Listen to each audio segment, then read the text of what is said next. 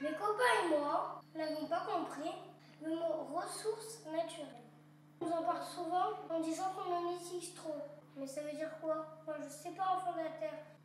Les ressources naturelles sont nécessaires aux besoins des êtres humains, des animaux, des végétaux. Les ressources naturelles, on peut prendre telles que l'eau, l'air, le sol, les matières premières par exemple.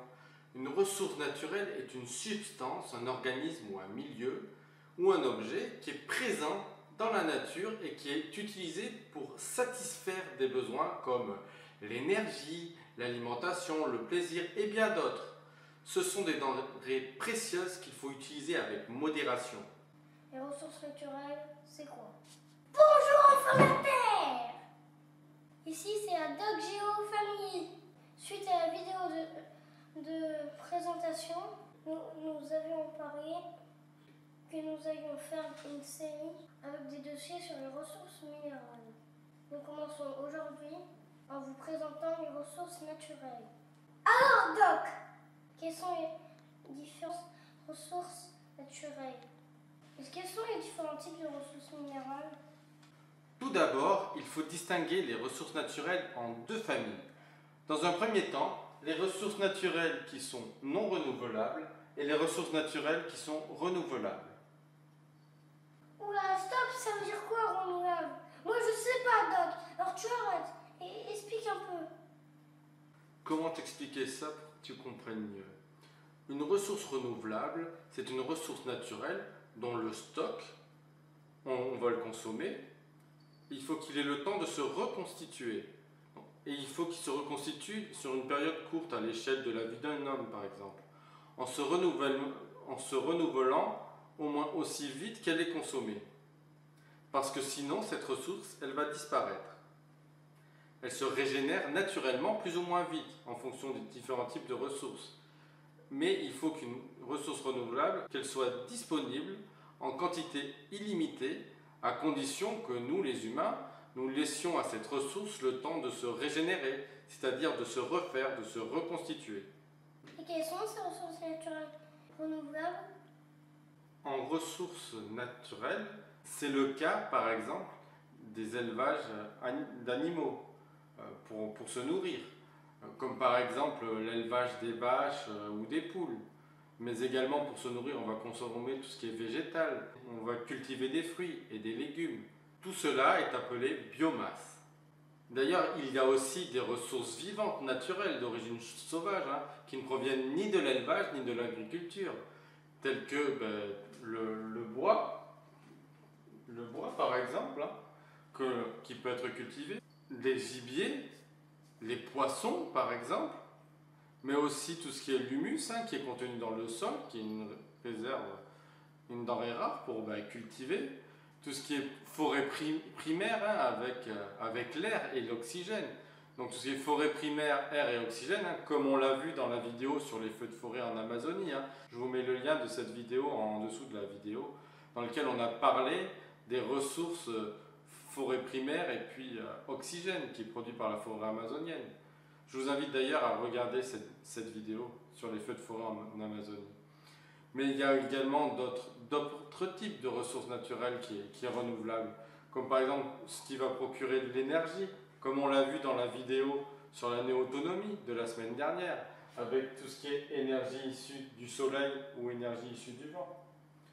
Donc ces ressources ne peuvent être considérées comme renouvelables que si leur taux de régénération est supérieur ou égal à l'exploitation, par exemple pour les animaux sauvages par la chasse ou la pêche. Il ne faut pas qu'on pêche beaucoup plus de poissons qu'il en est, sinon au bout d'un moment il n'y en aura plus et on ne pourra plus en prendre dans la nature. Toutes ces ressources, indispensables au développement de la vie sur Terre, sont aujourd'hui confrontées à de multiples menaces. Alors que nous allions pêcher dans les temps, nous détruisons une ressource naturelle? Mais non Géo, on a une démarche raisonnable et responsable quand on va à la pêche. On ne prélève que peu de poissons, puis on le relâche quand ils sont trop petits, pour qu'ils puissent justement aller se reproduire et refaire d'autres poissons. Et on les remet à l'eau sans les abîmer. Et on ne gaspille pas cette nourriture, on la consomme. Les rares poissons que l'on pêche, quand on les prélève dans le milieu naturel, on les consomme. Il faut bien se nourrir, Géo. Il faut bien manger. Ah oups, Géo, j'ai oublié une des ressources naturelles. J'ai oublié d'en parler tout à l'heure, une ressource naturelle renouvelable. Géo, tiens, j'ai une question à te poser. D'après ce que je viens d'expliquer et selon dont on en a parlé dans les vidéos précédentes, une ressource naturelle qui manque, qui n'a pas encore été présentée, qui est renouvelable, quelle pourrait être cette ressource? Je te laisse 5 secondes pour y réfléchir. 5, 4, 3, 2, 1. L'eau. Et oui, Géo, bonne réponse. L'eau. Il manquait l'eau. L'eau est une ressource essentielle, c'est même la ressource principale de ces prochaines années. Si les océans recouvrent 70% de la planète, quel est le pourcentage d'eau douce sur Terre, hein? Pour t'expliquer, l'eau douce, c'est l'eau non salée, qui peut être facilement traitée pour être bue. Alors, combien est le pourcentage d'eau sur Terre? Allez, pour t'aider, je vais te donner 3 choix. Donc, 3%, 30% ou 70%? Allez, je te laisse 5 secondes pour essayer de trouver. 3%, 30% ou 70%? 5, 4, 3, 2, 1, 0. Comme il y a beaucoup d'océans, ça doit être 3%. Et oui, bonne réponse Géo. 3%. Dans ces 3% d'eau, comme je l'avais expliqué dans la vidéo de la semaine dernière sur la néoautonomie, l'eau, peut la récupérer de différentes manières. Pour être bu, on peut la récupérer de l'eau des précipitations, du ruissellement, des rivières, des cours d'eau, ou des sources, ou alors des eaux souterraines. Quelle est parmi vous, dans ces différentes sources d'eau, pour la consommation, pour la boire, la principale ressource? Vous l'avez tous vu, il y avait un indice sur le tableau, les nappes phréatiques, donc de 25 à 40%. Nappes phréatiques, c'est des eaux qui sont d'origine souterraine, du sous-sol que j'avais expliqué la semaine dernière. Donc c'est la principale origine des sources d'eau pour l'eau potable, de l'eau issue des nappes phréatiques. La vidéo va être trop longue. Tu parleras de la ressource en eau dans des vidéos spécifiques. Ok Géo, c'est vrai, tu as raison, mais sinon moi j'en étais où? Tu nous as parlé des ressources renouvelables, mais on ne sait toujours pas ce que c'est que les ressources non renouvelables. Oui, à l'opposé des ressources naturelles renouvelables, il y a les ressources naturelles non renouvelables, qui sont toutes extraites du sol ou du sous-sol. Les matières minérales et fossiles sont disponibles en quantité limitée. Quand on aura extrait toutes ces matières du sous-sol, il n'y en aura plus. Elles sont donc épuisables. On les regroupe en 4 familles. Donc la première, c'est tout ce qui est de la famille des énergétiques. Donc avec tout ce qui va être pétrole, charbon, les gaz naturels qui sont brûlés pour produire de l'énergie ou transformés en produits chimiques et en matières plastiques. La deuxième famille, c'est la famille des métaux.